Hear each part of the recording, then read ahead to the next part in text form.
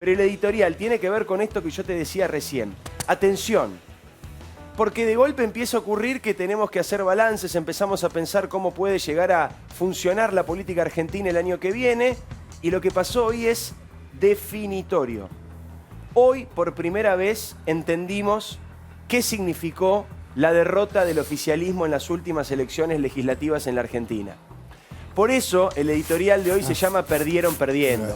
¿Se acuerdan que en su momento, cuando el gobierno salió a decir perdimos ganando, ganamos perdiendo, empatamos sobre la hora, jugamos mejor, campeones morales? Acá en este programa dijimos, esto se va a terminar más rápido que tarde. ¿Por qué? Porque la propia realidad se va a imponer. Vos podés decir cualquier cosa cuando perdés. Podés tardar un par de días en reconocer la derrota. La tuvo que terminar reconociendo Cristina Kirchner en una carta varios días después de las elecciones. Pero finalmente la realidad se iba a imponer. Si a vos te vota en contra el 70% de la población prácticamente, si te votan en contra 15 de las 23/24 provincias que tiene la República Argentina, esto tiene evidentemente una traducción política. Y esa traducción política es histórica. ¿Por qué?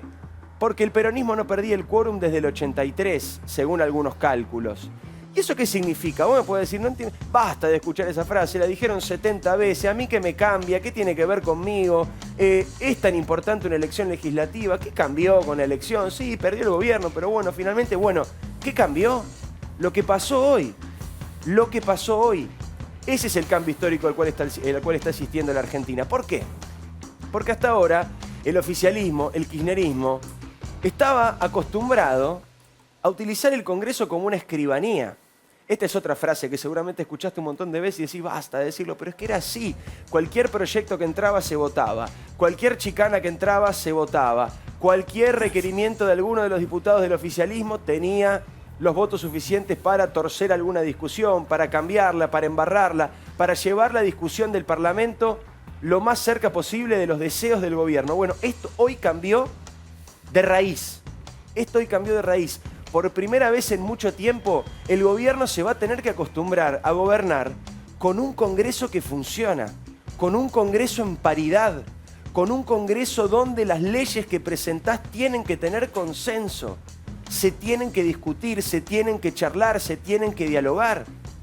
El gobierno se encontró con una cosa que es de sentido común total, que si tu ministro de Economía presenta un presupuesto que dice que la inflación del año que viene va a ser del 33%, cuando todo el mundo sabe que va a ser por lo menos del 50%, vas a tener dificultades para aprobarlo. Eso pasa acá, ahora, con este nuevo Congreso, y pasa en cualquier parte del mundo. Hoy la vocera presidencial, Gabriela Cerruti, decía que le pedía responsabilidad a la oposición. Es vocera de un gobierno que presentó un presupuesto que dice que la inflación va a ser del 33%. Y es el mismo ministro y el mismo gobierno que presentó para el año pasado un presupuesto que decía que la inflación iba a ser del 29%, va a terminar arriba del 50%, para este año en el que está terminando. Que la inflación iba a ser del 29%, está terminando arriba de 50%. Tiene que ocurrir un milagro que no ocurrirá lamentablemente para que la inflación no sea más de 50%. Y otra vez lo mismo. Y también esta derrota electoral tiene que ver con lo que pasó con el Consejo de la Magistratura. También me podés decir, no lo entiendo, es muy técnico, no me importa, ¿qué me cambia el Consejo de la Magistratura? Nos cambia un montón, nos cambia un montón. ¿Por qué? Porque el Consejo de la Magistratura es el organismo que pone y saca jueces, que designa y destituye jueces, decide qué juez es idóneo para ser parte de la justicia argentina y decide qué juez debe dejar de serlo. La importancia es suprema. ¿Qué juez investiga? ¿Qué juez no investiga?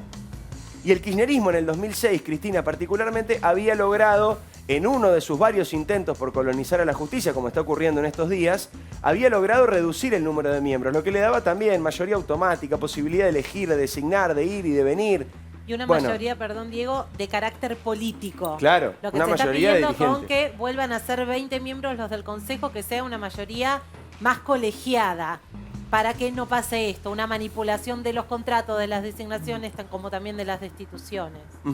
¿Qué pasa ahora? La Corte, que se tomó su tiempo también, ¿no? 2006, estamos llegando a comenzar el 2022.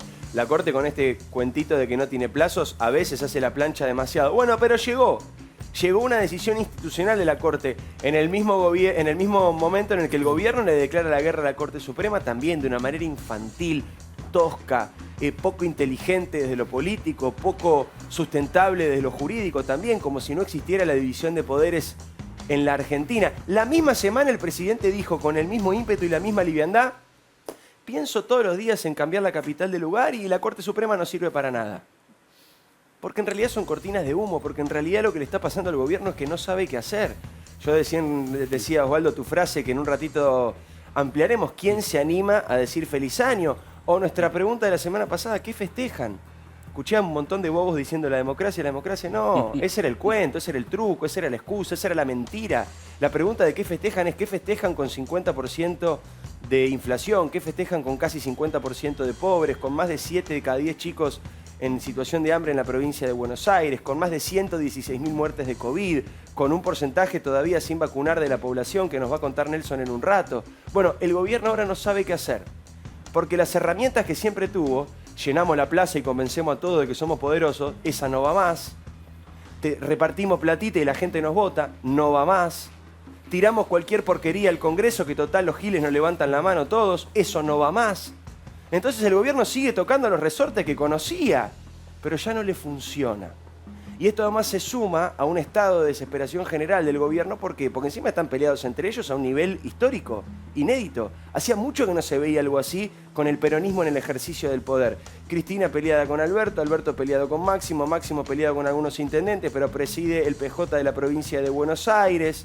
La CGT que está por un lado, los movimientos sociales que están por el otro. Juan Grabois que un día es kirchnerista, un día no es kirchnerista, un día banca a Cristina, un día no la banca. Alberto que habla con Milagro Sala, que no habla, pero que en realidad habla, pero que lo negamos para cuidarlo. Al presidente que no se cuida solo porque cada vez que puede mete la pata. Cristina que está enojada, pero al mismo tiempo está aterrada. Que cree que había zafado de un montón de causas judiciales y ahora de golpe descubre que la justicia se vuelve a despertar. Todo ese es el panorama político en la Argentina.